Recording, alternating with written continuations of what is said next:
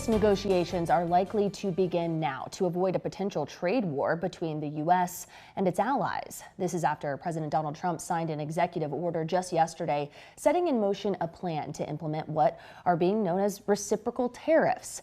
This time, the president is not targeting specific products necessarily, but instead countries that he claims charge the U.S. unfairly. The earliest these tariffs are expected to begin is April. So we'd like to break down this morning what impacts this could potentially have on you with Edward Anderson. He's a professor in the McCombs School of Business at the University of Texas at Austin, as well as a well-known researcher on supply chain. So Professor Anderson, thanks so much for being with us. We appreciate it as always. It's my pleasure. So we heard the announcement yesterday about these tariffs. For people who are thinking, okay, reciprocal tariffs, I think I know what that means. What do these actually look like? Yeah, they're actually more than you'd expect. It's actually more than I expected. So you'd think, okay, we have a 3% tariff. The EU, Germany, France have about a 5% tariff on average. So we go from 3% to 5%. But no. Europe and other countries have these other things like higher taxes. They've got regulations that make it harder for us to sell our products in Europe or India or China. And also there's government subsidies over there. So anyhow, that's going to be priced in. So instead of 3 to 5, it might be going to 3 to 8 or 9, something like that. Okay, and we will talk about maybe what are some of the items that might be impacted by that most in just a moment. But I want to just bring up the arguments that are being laid out here by many of the politicians. So the president says that these tariffs would help balance the trade deficit and perhaps boost manufacturing here in the U.S., while some Democrats in Congress are arguing that these higher tariffs might force companies to raise prices even more. What do you make of those two different arguments, and where is the kernel of truth, maybe in both or just in one? Okay, let me tell you how I think of it as a supply chain person. So number one, prices are going to go up. It's just a question of how much, and different products will be affected differently. And potentially, indeed, because our goods will become more competitive, our manufacturing jobs should be more secure, right? Because those firms are less likely to go out of business. And long run, if the U.S. is a better place to do business, relatively speaking, because the tariffs create more of an incentive to manufacture here, yeah, we may actually get more manufacturing jobs coming back. So that's, both of those are true.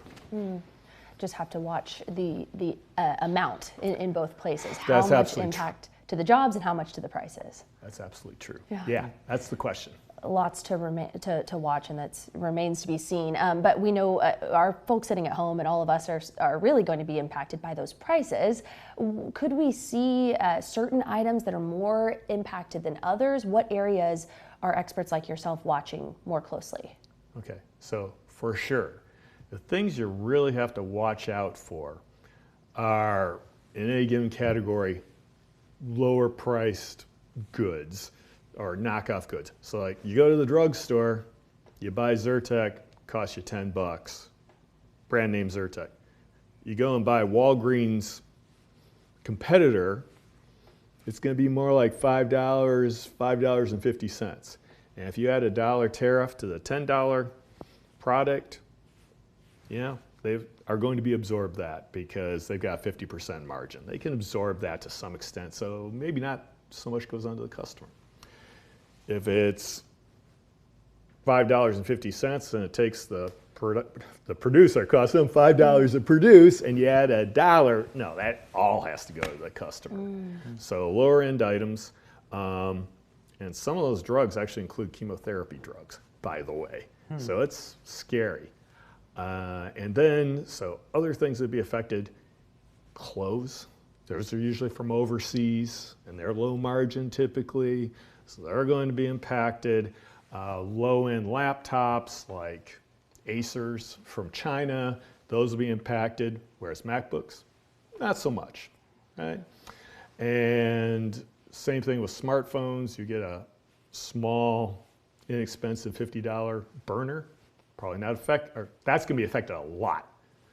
Smart iPhone, Samsung, probably not so much. And you can go on TVs, and you can just go all the way through there. What won't be affected is most foods won't be affected because they're mostly made in the U.S. completely.